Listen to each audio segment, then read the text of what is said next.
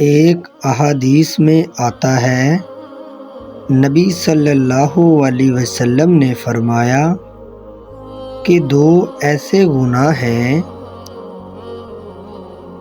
جن کی سزا اللہ سبحانہ و تعالی انسان کو جلد ہی دنیا میں ہی دے دیتا ہے۔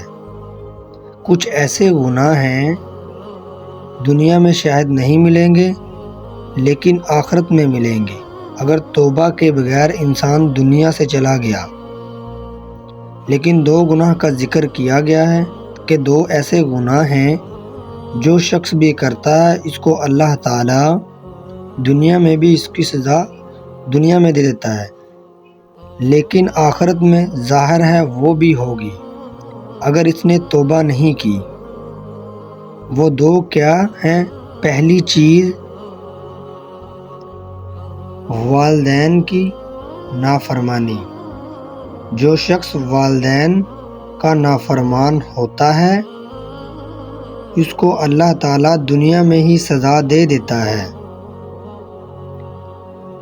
وہ دنیا میں ہی اپنے اس گناہ اپنی اس نافرمانی کی وجہ سے وہ دنیا دیکھ لیتا ہے کہ وہ اللہ کی طرف سے اسے سزا ملتی ہے۔ اور دوسری چیز کیا ہے؟ زنا۔